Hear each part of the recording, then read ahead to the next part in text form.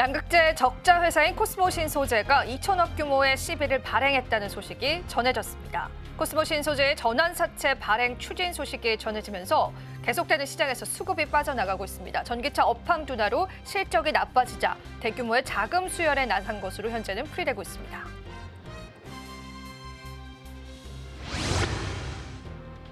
캐치, 티니핑 등의 인기 애니메이션 제작사인 쌍지엔터가 올해 1분기 흑자 전환에 성공하면서 15일 오전부터 장이 강세를 나타내고 있습니다. 코스닥 시장에서 전거래일 대비해서 21.85% 올라서면서 61,900원에 거래되기도 했고요. 장중 최고가를 경신하기도 했습니다. 코스닥 상장사인 클리오가 올해 1분기 부진한 실적을 기록했다는 소식에 장 초반부터 주가가 약세를 나타내고 있습니다. 클리오는 전거래일 대비해서 무려 12% 내려서면서 16,470원에 거래되기도 했습니다.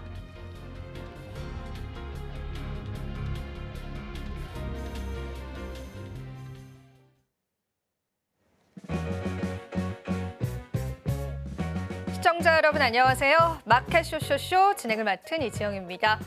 자, 오늘 국내 증시는요, 쉬어가는 흐름들이 연출되고 있는데 간밤 뉴욕 증시에서도 국채 금리가 급등하면서 시장의 불안감을 엿볼 수 있었습니다.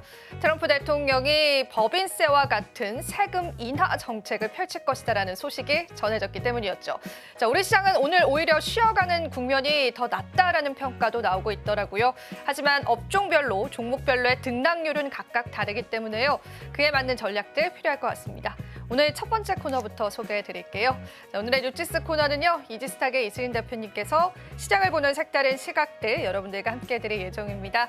또 저희 방송 유튜브 통해서도 시청하실 수가 있죠. 많은 참여 부탁드리도록 할게요. 저희 방송에서 제공해드리는 정보는 투자 판단에 대한 조언일 뿐입니다. 가치 판단과 상승 하락을 보장하고 있진 않다는 점 다시 한번 유의 부탁드리겠습니다. 그럼 마감 시작까지 저희와 함께 꼼꼼한 전략들 챙겨보시죠. 마켓 쇼쇼쇼 출발합니다.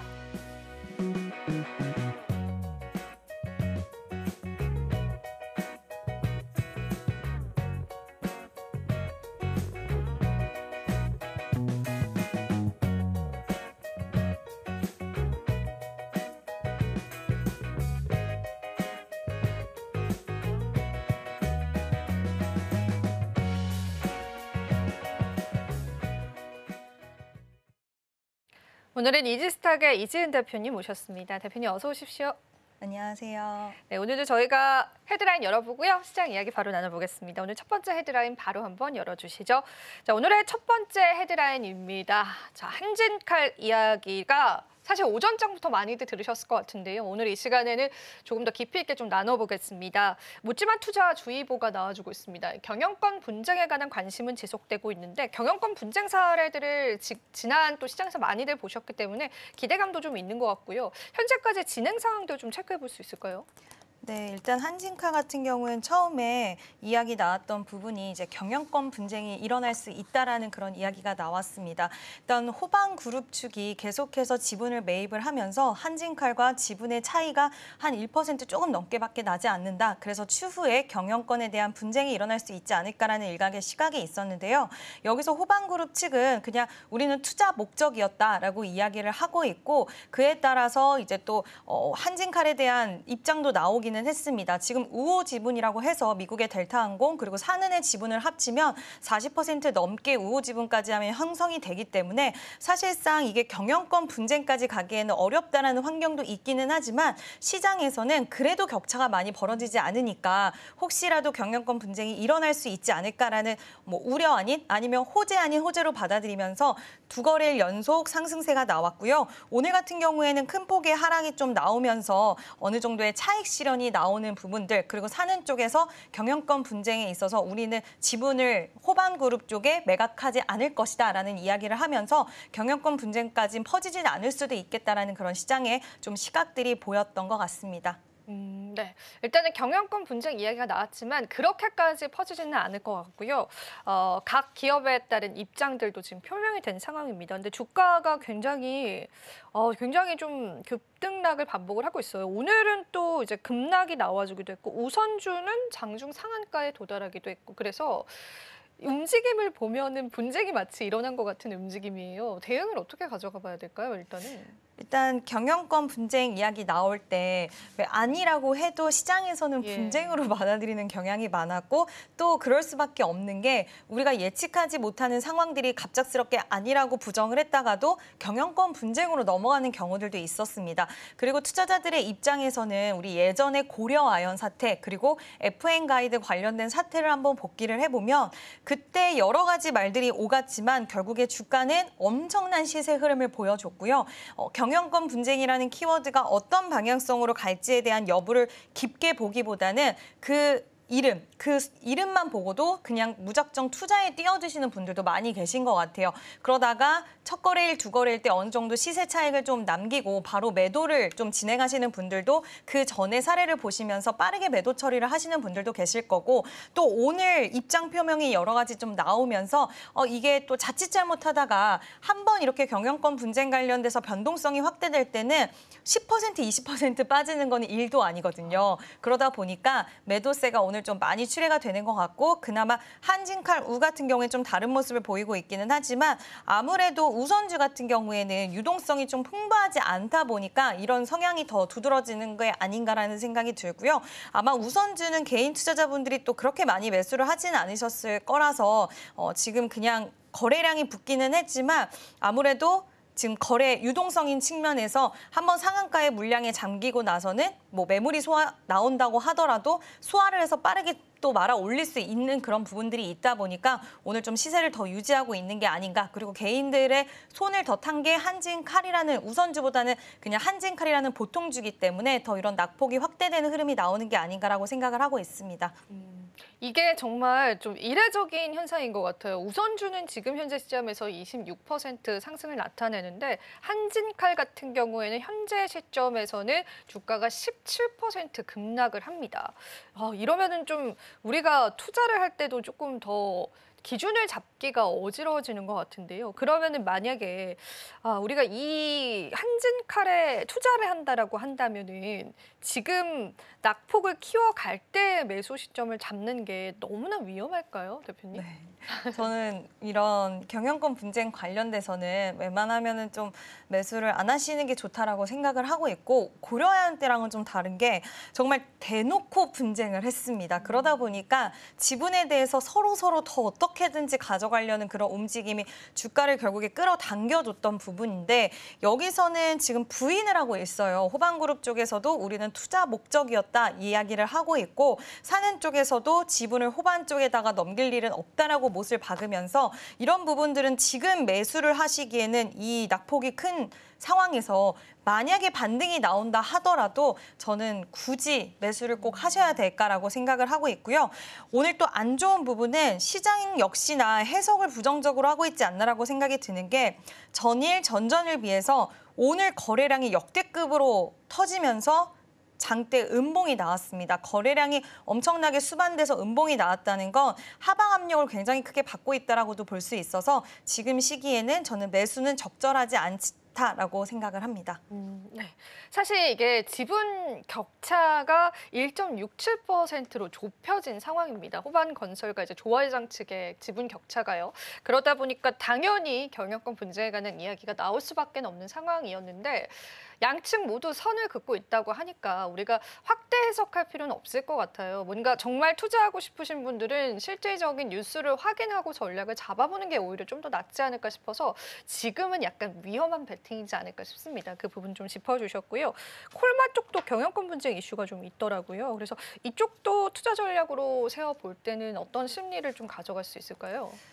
저는 콜마 쪽도 지금 이야기가 좀 많이 나오는데 콜마 B&H 같은 경우에는 추세적으로 봤을 때는 나쁘지는 않아요. 근데 여기도 결국엔 가족 싸움인데 이제 콜마 홀딩스가 콜마 B&H가 그동안 경영난을 너무나 겪다 보니까 둘이 남매 지간인데 그러니까 여동생이 콜마 B&H의 지금 대표를 맡고 있고요. 근데 워낙 경영권이 안 좋아지고 실적이 악화가 되다 보니까 그러면 나와 그다음에 LG 예전에 그 그 CJ제일제당 부사장이 우리가 그러면 사내이사로 들어가서 이 회사를 좀 더 살려보겠다라고 이야기를 했는데 이 과정 속에서 콜마 B&H 대표가 여동생이 싫다. 이사회 쪽에서도 싫다라고 이야기를 하고 있습니다.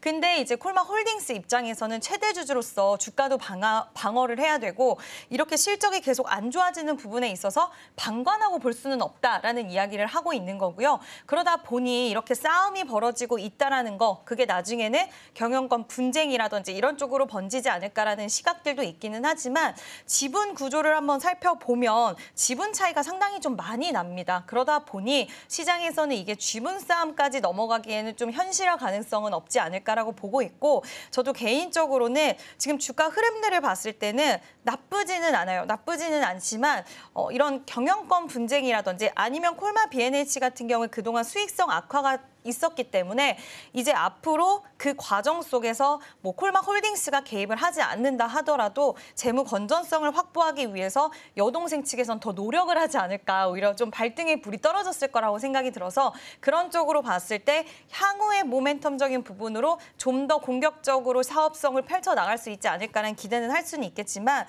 이 분쟁 사건만 보고 우리가 매수를 뛰어들기에는 꼭 저는 좋지는 않다. 왜냐하면 이 분쟁이라는 게 항상 어떤 결과가 나온다 하더라도 끝이 나고 나면 주가 흐름은 좋지 못했어요. 근데 그 끝이 일정이 나와 있거나 한 게 아니라서 우리가 예측할 수 있는 부분은 절대 아니기 때문에 그런 부분들이 상당히 까다로울 수 있다라고 생각을 하고 있습니다.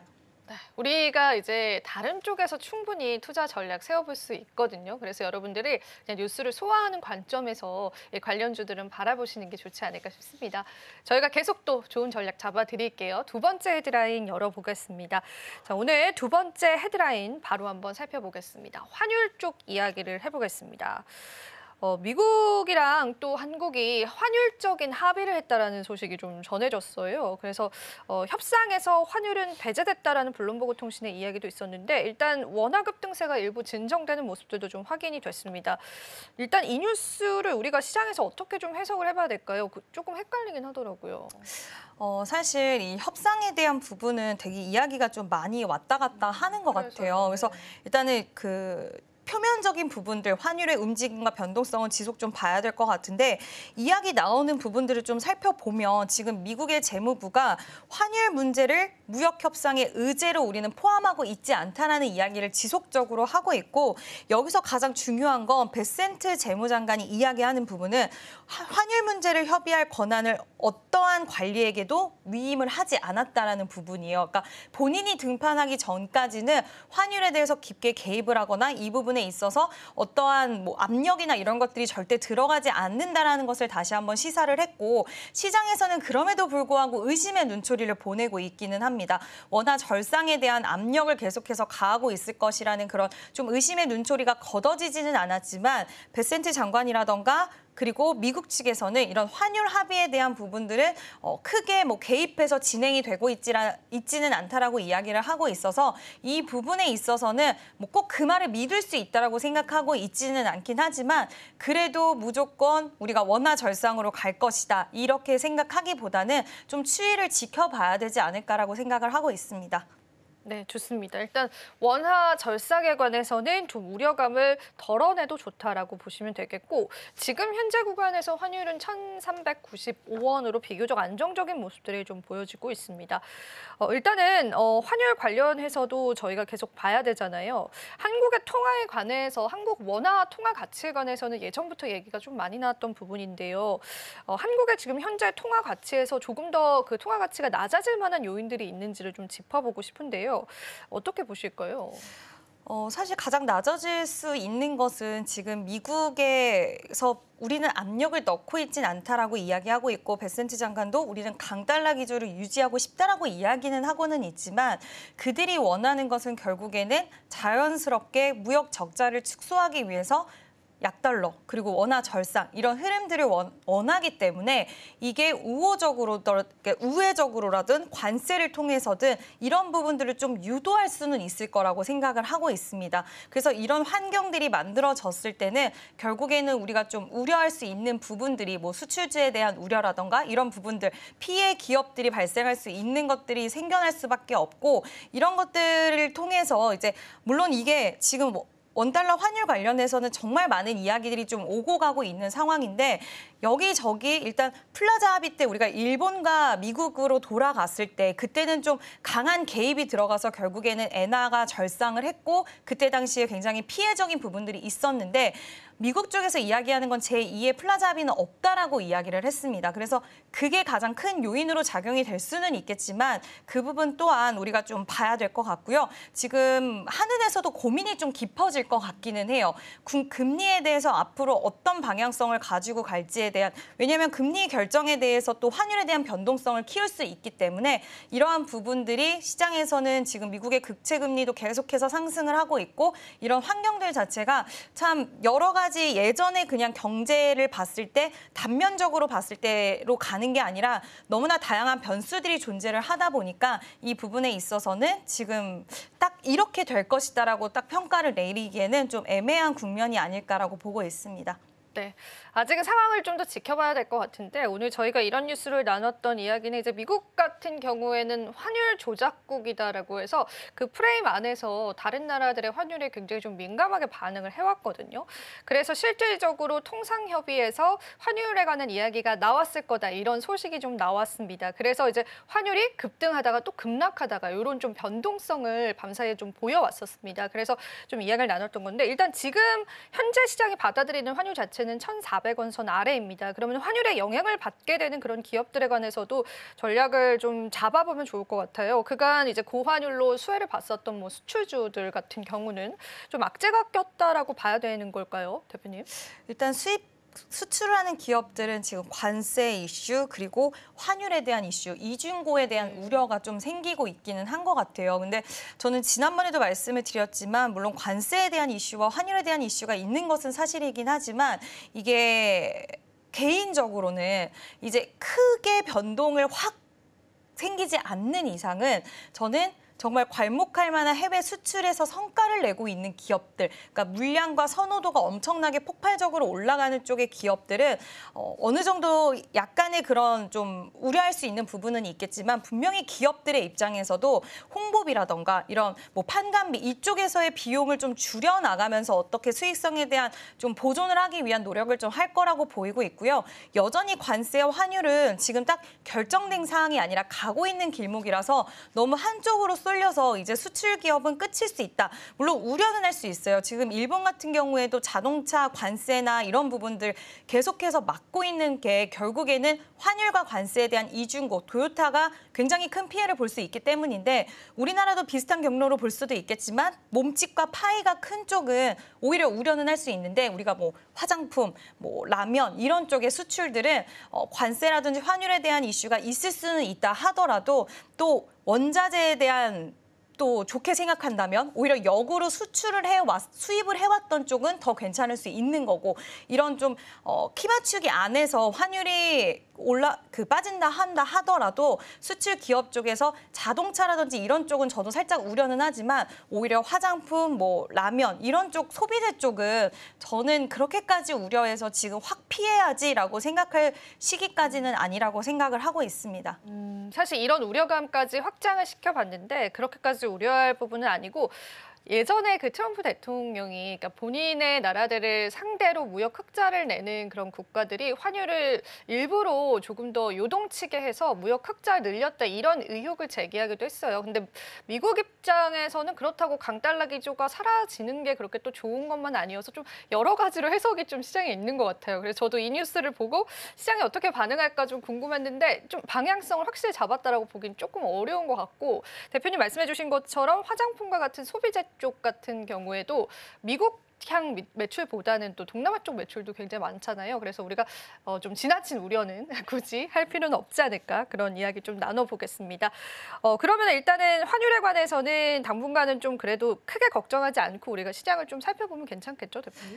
우려하는 부분은 없을 수는 없겠지만 아무리 압력을 가하지 않는다고 이야기를 해도 이게 또 우리가 무작정 믿을 수밖에 없는 인물이다 보니 이런 부분들을 좀 예민하고 긴밀하게 봐야 되는 거긴 하지만 이로 인해서 뭐 그동안 우리가 좋게 봤던 섹터 자체의 뷰 자체를 확 바꿔버리거나 할 필요는 좀 없지 않을까라고 보고 있고요. 지금은 어느 한 과정 속에서 지나가는 부분이라서 섹터별로 좀 차별해서 생각도 해야 될 것 같아요. 우리가 수출 관련돼서 뭐 앞서서 자동차도 말씀을 드렸지만 조선 관련돼서도 우리가 뭐 수출 관련돼서 원달러 환율의 상승에 좀 더 우리가 수익성이 좋았다라는 이야기도 있는데 그거 외에도 또 앞으로 수주를 받아낼 수 있는 물량적인 부분들이 많은 쪽은 또 긍정적인 시그널로 볼 수도 있는 거고 그래서 약간 어떤 섹터와 환율의 문제를 봤을 때 환율에 있어서는 계속 긴밀하게 체크는 해봐야 되겠지만 환율뿐만 아니라 그 외의 수익성적인 부분과 추가적으로 수주라든지 이런 부분들을 일으킬 수 있는 모멘텀이 있다라고 한다면 거기서도 또 투자의 관점으로도 볼 수 있는 부분들은 분명히 있다라고 생각을 해서 좀 지금같이 굉장히 복잡하고 얽혀있는 시점에는 넓은 시야를 좀 더 가져야 되지 않을까라고 생각을 하고 있습니다. 예, 좋습니다. 좋은 또 시장 솔루션들 해주셨고요. 오늘 또 마지막 헤드라인 바로 열어보면서 시장 이야기 좀 마무리해보겠습니다. 자, 오늘 저희 마지막 헤드라인 바로 한번 열어주시죠. 엔터주들 최근에 리포트 좀 좋기도 하고 내일 BTS 진이 앨범 발표한다고 하던데요. 이런 것도 모멘텀이 될 수 있을까요? 한번 풀어주시죠.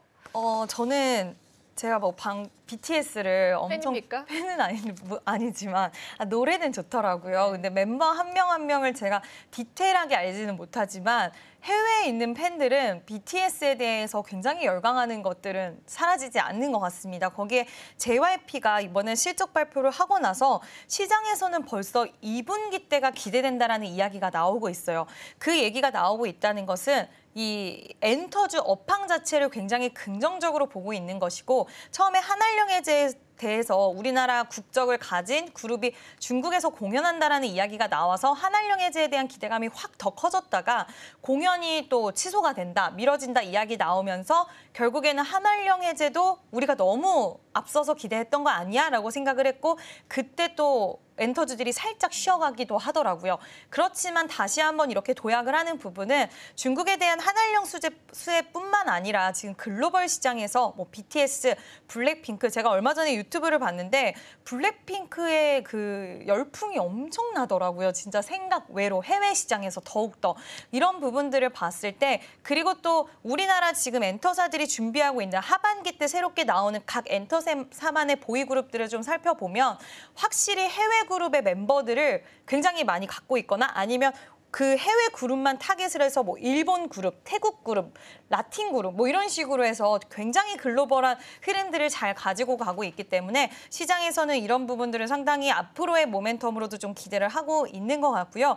지금 뭐 중국에서 배터리 그리고 반도체, 조선, 로봇 안 따라온 게 없습니다. 정말 단기적으로 굉장히 빠른 기술력을 선점하는 모습들을 보여줬는데 제가 그럼에도 불구하고 중국 기업이 따라오기 정말 힘든 게 뭘까라고 생각을 했을 때는 저는 화장품과 그리고 오히려 엔터 쪽 이런 쪽은 인들이 따라하고 싶어도 하기가 힘들다고 보이는 게 사람이 정말 해야 되는 일들이잖아요. 사람의 세련된 그런 시각들 그런 걸를 통해서 화장품의 색감이나 디자인이나 이런 것도 뽑아내게 될 것이고 또 아이돌 그룹도 정말 세련된 이런 춤과 노래를 할 수 있는 것도 사람이 만들어내는 일이라서 이런 그 나라만의 색채와 특색을 가져가기에는 힘든 쪽인 것 같아요. 그래서 이 특별한 이런 모멘텀이 해외 시장에서 중국이 다른 쪽은 다 따라잡더라도 이런 쪽을 따라잡기는 어렵다고 생각이 들어서 엔터주들은 앞으로 글로벌 시장에서 더 기대할 만한 요소들이 많지 않을까라고 생각을 하고 있습니다.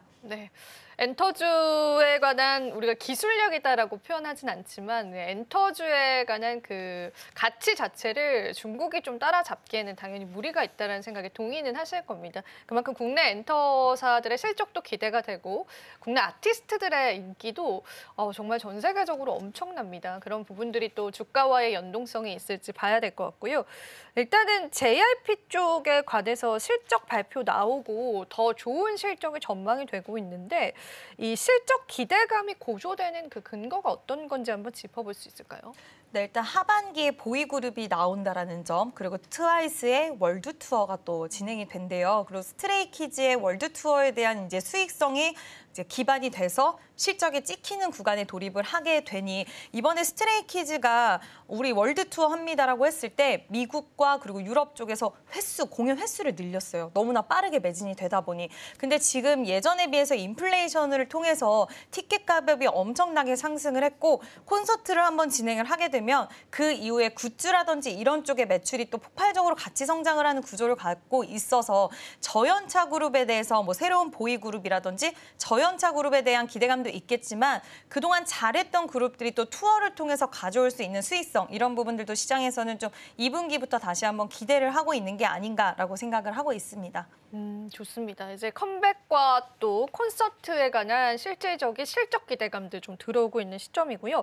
근데 한 가지 엔터주의 악재라고 한다면은 이펙스 쪽이 이제 중국 공연을 막 한다 이러면서 저희가 그 얘기 많이 나눴어요. 한국 국적을 가지고 있는 기업인데 기업이 아니라 아티스트죠. 근데 중국에서 이제 공연을 정말 오랜만에 하게 됐다라는 소식들 때문인데 이게 또 연기가 됐다라고 해서 한한령 해제에 관해서 우리가 좀 너무 시기상조해서 우리끼리 너무 자축한 건 아닌가 그런 얘기 좀 나오거든요. 어떻게 보세요? 네, 역시 중국은 좀 굉장히 신중한 태도를 항상 보이는 것 같습니다. 그래서 신중한 태도를 보였고 그게 과연 우리가 물론 시기상조라고 생각할 수도 있겠지만 시장의 반응과 분위기를 보면 크게 개의치는 않는 것 같아요. 결국에는 중국과의 이런 관계 속에서 결국엔 한한령 해제로 갈 수 있는 시기가 좀 늘어진 것뿐이지 이게 중국과의 관계가 아예 틀어졌다라고 보기에는 어려워서 우리가 너무 빠른 기대감을 가져가지 않았나라고는 보기도 하지만 지금 최근 들어서 엔터사들이 올라간 부분들을 보면 중국 시장에 대한 기대감도 있지만 글로벌 시장에 대한 기대감이기 때문에 시장에서는 한한령 해제 기대감만 당겨서 주가에 반영을 한 것은 아니다. 앞으로 글로벌 시장에서의 뭐 BTS의 귀환 그리고 블랙핑크의 완전체 이런 부분들을 더 기대하는 요소이기 때문에 사실 블랙핑크와 BTS는 중국 시장보다는 뭐 북미, 유럽, 동남아시아 다른 쪽으로 더 기대를 했었던 그룹이다 보니 이런 쪽으로의 기대감이 더욱더 커져 있는 상황인 것 같고요. 속도에 대한 부분들은 좀 늘어질 수는 있겠지만 한한령 해제가 아예 끝났다. 이제 우린 기대조차 하면 안 된다는 아니라서 여전히 기대감 또한 조금은 한 구석에 자리 잡고 있지 않을까라고 보고 있습니다. 네, 좋습니다. 물론 일단 단기적으로는 조금 미뤄지긴 했었지만 그래도 이제 추가 기대감 안고 시장에서 엔터주 보면 좋을 것 같고요.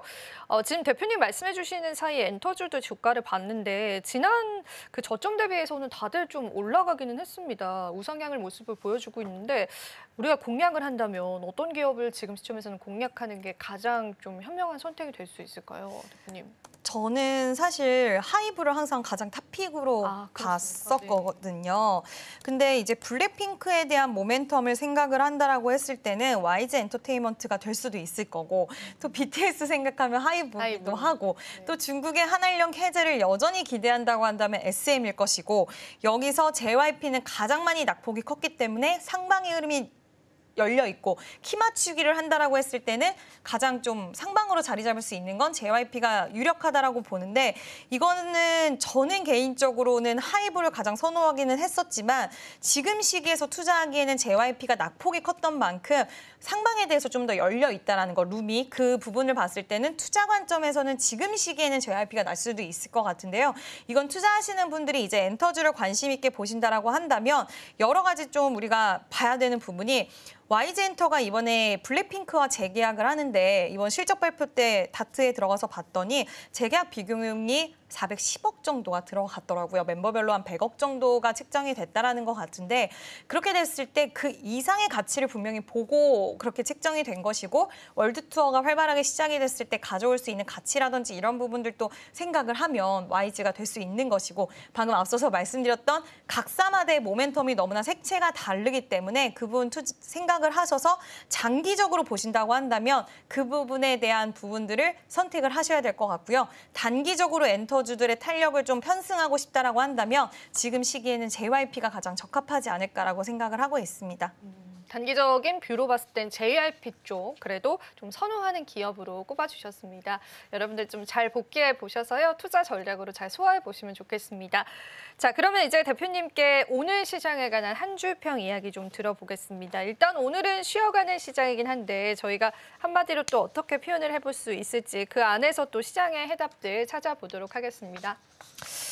솔직히 많은 분들이 진짜 시장을 보면서 참 까다롭다라고 생각 많이 하셨을 것 같아요. 오히려 저는 어렵더라고요. 그렇죠. 네. 지금 올라가는 섹터와 종목은 많은 것 같으면서도 너무나 빠른 섹터별 순환매가 이어지다 보니까 언제 어떻게 박자를 맞춰야 될지에 대한 여부들이 상당히 불확실성이 있다라고 생각이 되실 텐데요.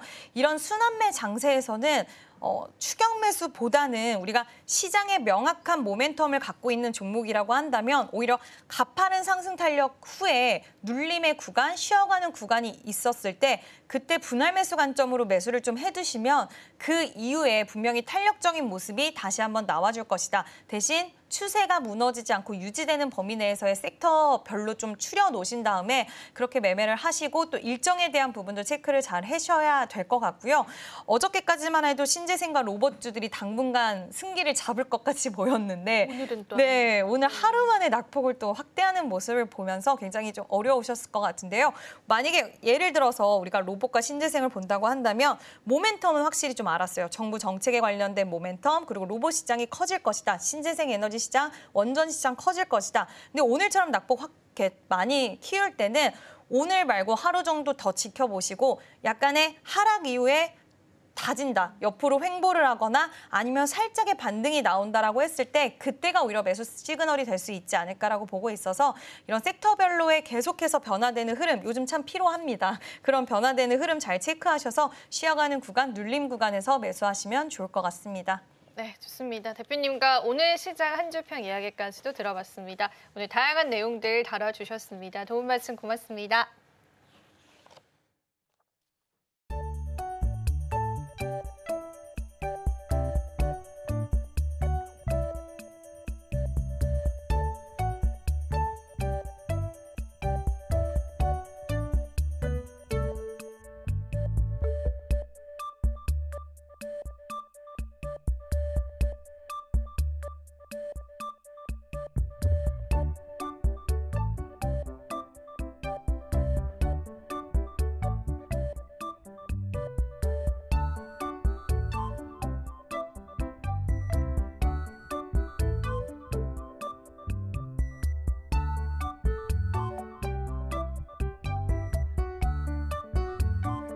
자, 간밤 미증시 새로운 재료가 없는 가운데 3대 지수 혼조세 보이면서 숨고르기 들어갔습니다. 그 가운데서도 중동발 호재가 있었던 엔비디아 같은 경우에는 연이틀 급등세를 보이기도 했는데 안타깝게도 오늘 SK하이닉스 그 흐름은 따라가지 못하고 있는 상황입니다.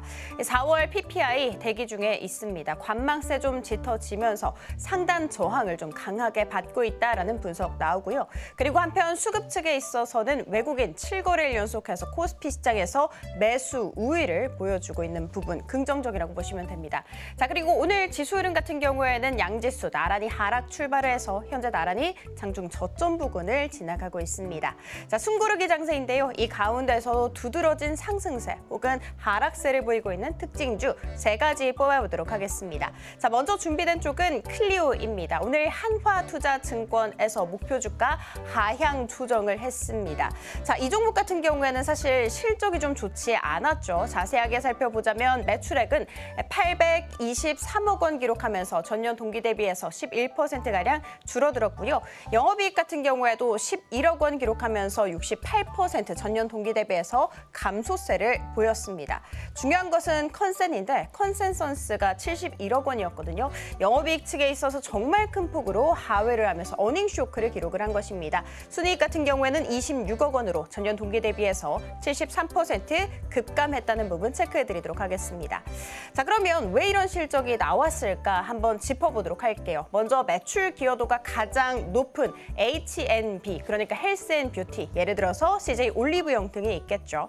이 올리브영 쪽에 있어서의 매출이 전년 동기 대비해서 1%가량 줄어들었고요. 기타 오프라인 및 온라인, 홈쇼핑까지 전 채널, 모든 채널에서 매출이 감소세를 보인 것으로 알려졌습니다. 특히 홈쇼핑 같은 경우에는 전년 동기 대비해서 매출이 41% 급감했다는 부분, 따라서 국내 매출 전년 동기 대비해서 10%가량이나 줄어든 것으로 알려졌습니다.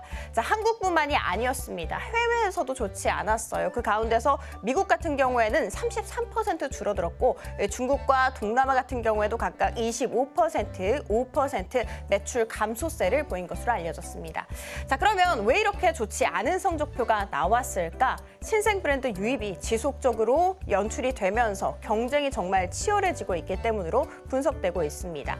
실제로 3개 분기 연속으로 H&B 매출이 감소세를 보인 것으로 알려졌는데 증권가에서는 이 같은 업황이 지속될 것이라고 이야기하고 있습니다.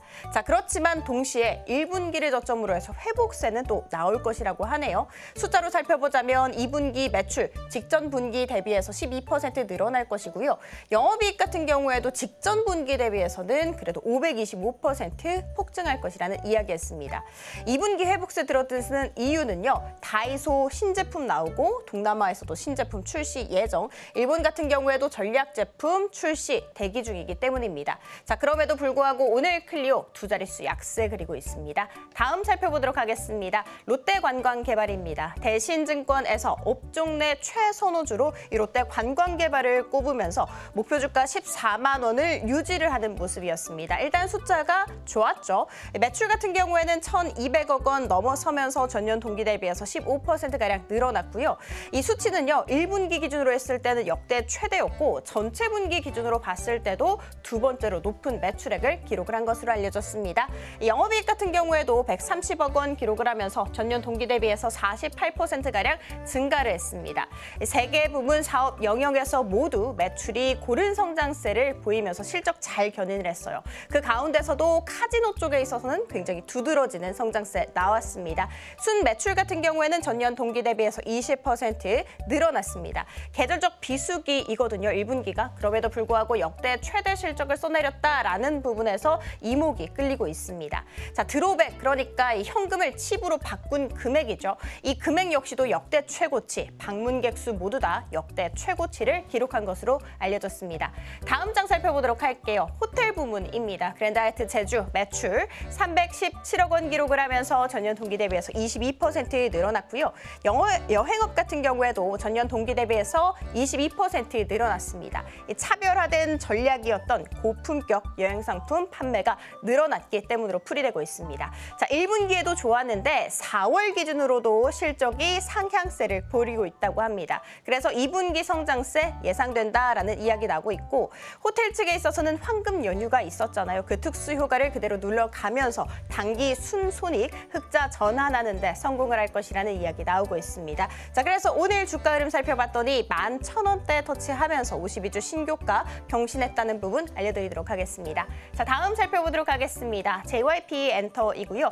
2분기 실적 반등이 기대된다라면서 총 증권사 10곳에서 매수 의견을 제시를 했습니다. 자, 일단 1분기 실적부터 뜯어보도록 할게요. 매출 같은 경우에는 1,400억 원대를 기록하면서 전년 동기 대비해서 3% 늘어났지만 영업이익 같은 경우에는 전년 동기 대비해서 41% 줄어들며 196억 원 기록을 했습니다. 자, 중요한 것은 컨센이죠. 그래도 컨센서스에는 부합을 하는 모습이었습니다. 자, 부문별로 나눠보자면 앨범 매출 쪽에 있어서는 저연차 솔로 IP들의 활동이 반영이 됐지만 소폭 감소세를 보인 것으로 알려졌고, 공연 매출 쪽에 있어서는 대규모 공연이 부재하면서 전년 동기 대비해서 26%가량 줄어들었습니다. 1분기 영업이익은 감소세를 보였습니다만 중요한 것은 2분기에 뚜렷한 개선세 나올 것이라는 이야기 나오고 있습니다. 숫자로 살펴보도록 하겠습니다. 영업이익 349억 원으로 전년 동기 동기 대비해서 274% 폭증을 할 것이며 그 이후로는 신규 지역에서의 투어가 확대가 될 것이고 이에 따라서 MD를 포함한 2차 판권, 가파른 상승세 예상된다고 했습니다. 자, 그리고 3분기 주요 아티스트들의 컴백이 줄지어 있기 때문에 2분기와 3분기 모두 역대 최대 실적을 써낼 것이다라는 이야기 나오고 있어요. 자, 그리고 증권가에서는 실적 개선 확인되면서 주가의 밸류에이션 매력이 부각받을 것이다라고 코멘트했습니다. 자, 오늘 JYP엔터 같은 경우에는 10% 가깝게 날아오르기는 했습니다만 섹터 전반의 온기를 퍼뜨리게 해주지는 못하고 있는 상황입니다. SM과 YG 같은 경우에는 지금 현재 약세를 그리고 있습니다. 다음 살펴보도록 할게요. 국내 테마 탑3입니다. 교육과 온라인 교육 쪽에 있어서 오늘 여야당의 한 목소리가 나오면서 상승세 잘 받아가고 있습니다. 더불어민주당 후보가 전남을 방문하며 교육 공약을 또 발표할 예정이고요. 국민의힘 역시도 유아 단계부터 무상교육 확대하겠다는 공약을 발표를 했습니다. 비상교육 같은 경우에는 상한가 터치 후 지금 현재도 풀리지 않은 채 거래가 되고 있지만 메가MD와 아이스크림 에듀 같은 경우에는 20% 이상의 상승세를 보이다가 현재 상승분을 일부 토해내고 있는 상황입니다. 다음 살펴보도록 하겠습니다. 해운이고요. 대선 후보가 세종에 위치해 있는 해양수산부를 부산으로 이전할 것이며 국내 최대 해운사라고 할 수 있는 HMM 역시도 부산으로 이전하겠다라는 이야기 밝혔죠. 자, 그 가운데서도 HMM 오늘 실적 발표를 했는데 좋았습니다. 1분기 매출 22% 늘어났고 영업이익 같은 경우에도 50% 늘어나면서 시장의 컨센서스에 부합하는 호실적이 나왔습니다. HMM 같은 경우에는 10% 가깝게 현재 날아오르고 있는 상황인데 오늘로써 6거래일 연속해서 상승불 켜내고 있는 것입니다. 다음 살펴보도록 할게요. 우크라이나 재건과 건설 기계 쪽입니다. 미국, 러시아, 우크라이나 3국의 정상회담이 불발됐다라는 소식이 들어왔죠. 푸틴이 먼저 불참 결정을 내렸습니다. 그리고 바로 뒤이어서 트럼프 역시도 계획을 철회하겠다라고 밝혔죠. 자, 그래서 오늘 절지어서 약세 이어가고 있습니다. SI스틸텍 같은 경우에는 8% 안팎에, 그리고 대양전기공업과 현대 에버다인 같은 경우에는 4% 안팎에 약세 그리고 있습니다. 자, 지금까지 은혜로운 섹터 함께 살펴봤고요. 저희는 다음 코너에서 이어집니다.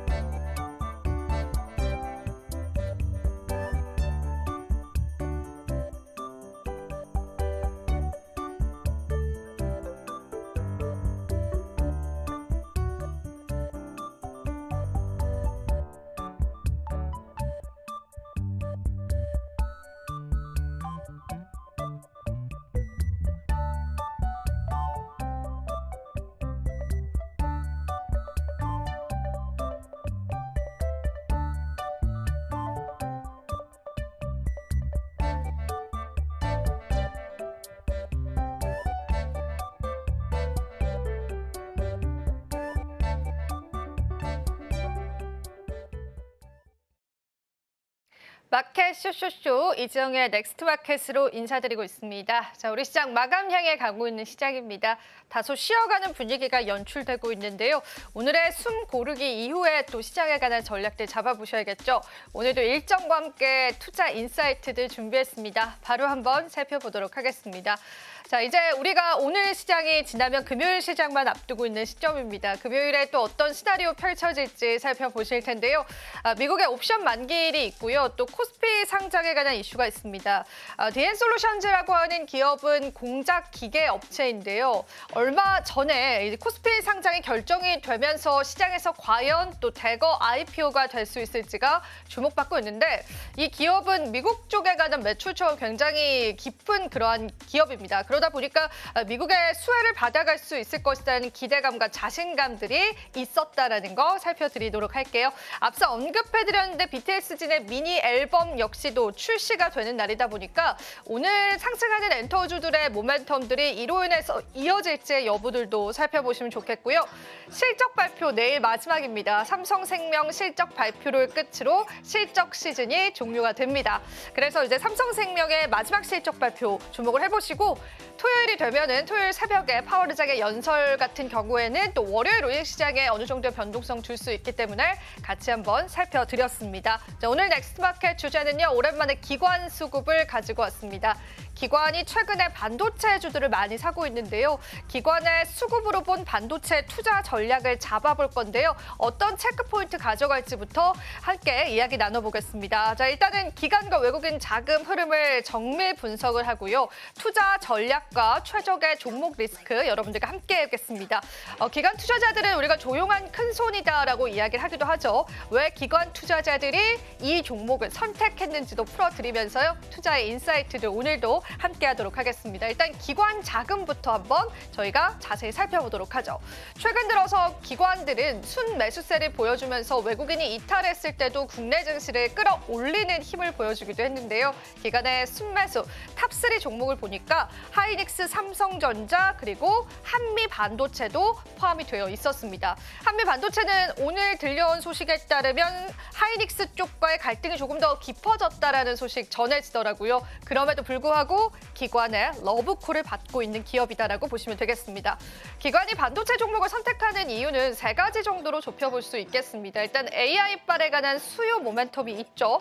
미국으로부터 온 모멘텀이기 때문에 이 부분 역시도 영향을 준 것으로 해석이 되고 있고요.